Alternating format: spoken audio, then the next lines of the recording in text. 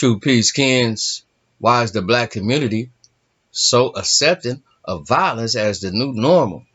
Man, peep the slang. Is there a systemic malady affecting the black community in the United States? It certainly isn't systemic racism, being in law enforcement or otherwise.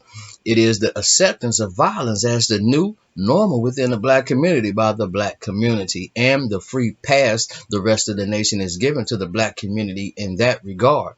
Man, peep the slang. It seems as though every day there's a news item or social media post showing members of the black community violently interacting with each other. The musical culture that permeates the black community harbors a large selection of lyrics that espouse not only violence but violent misogyny as well. And many black centric movies are centered on acts of violence, although to that extent the total of the movie industry profiteers off the violence they propose to arbor. A recent spate of attacks on Asian Americans has taken place in several urban areas around the United States, and in every case, without exception, the perpetrators were from the black community. Hmm. One case was particularly brutal. Brandon Elliott, 38, a parolee who was convicted of killing his mother 2 decades earlier, was arrested on assault and hate crimes charges in an attack on a 65-year-old Asian American woman in New York City that was caught on video. The surveillance video showed Elliott kicking and stomping the woman, who suffered serious injuries, including a fractured pelvis. She was on her way to church when she was attacked by Elliott, who was heard saying, "You don't belong here." Okay, well, they in another part of New York City, 29-year-old Jordan Burnett was charged with burglary as a hate crime and numerous charges related to the acts of vandalism as hate crimes that have taken place in this community. His acts of vandalism targeted are synagogues in the Bronx, where windows and doors had been shattered in repeated attacks. But this penchant for violence is not exclusive to individuals in the black community. The truth of the matter is this: violence appears to be the first choice in any conflict resolution between black people, or at least on an overwhelming amount of evidence proves this to be true.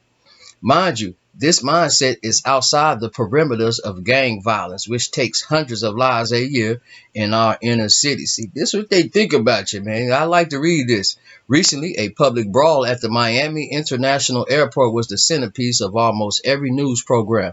The brawl at one point counted 20 people, with one person being arrested in the end. The catalyst for this melee, well, 20-year-old Jamil Tremaine Decker was upset about seating on an airline flight. Video footage shows two separate groups of black people punching and kicking each other at Gate D14 in the American Airlines terminal. Punches, chairs, napkin dispensers, and even knives were thrown in a Mississippi restaurant in April. Video of that confrontation counts close to a dozen people taking part in the fight, each of them black. Witnesses said the fight escalated from a disagreement between two groups of patrons. Bystander parents are seen actively protecting their children from the violence.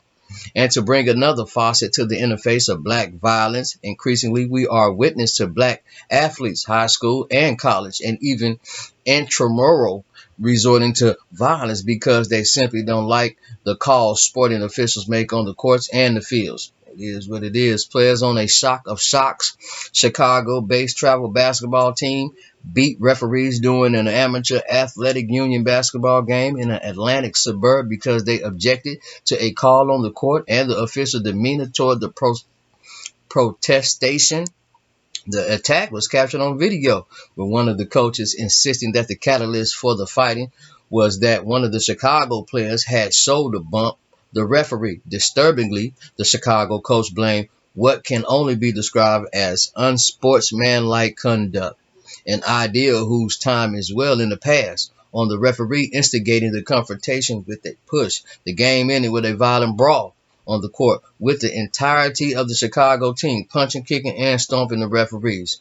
All of these examples are but a small sampling of the violence that has become second nature to the black community. As we watch the many Black Lives Matter protests that took place throughout last summer, and which has stretched into an almost daily occurrence somewhere in the country, we see that they almost always devolved with the sun into violence and destruction, many times with death as a companion.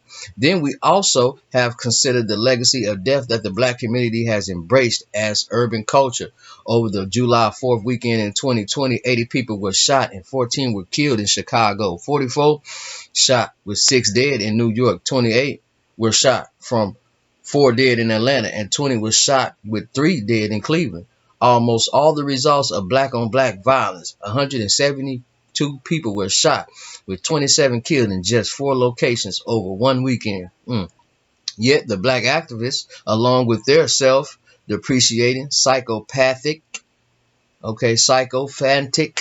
toadies of the white guilt trip crowd and the opportunistic liberal political class, insist that the biggest threat to the black community comes from law enforcement and white supremacy. I'm sorry, but the evidence that is continually presented to the public and statistical numbers prove the exact opposite. The most potent threat to the black community is the violence that exists within the black community, the threshold for violence that they themselves have set as the new normal for the black community. I think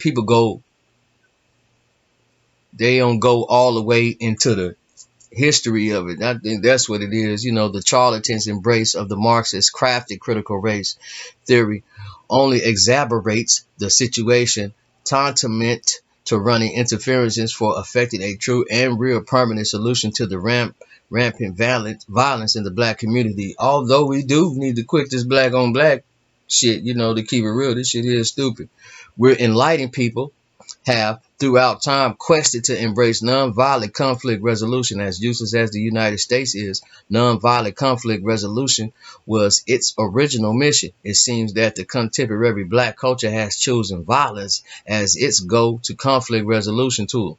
Until true leaders in the black community emerge who initiate a self-examination of the black culture in an effort to purge the violence that permeates that culture, it is impossible to entertain the idea that any other segment of our society is a threat. As they say about excuses, they are like, well, everyone's got one. Man, peep this name. I guess that's what making me a better person right now, man.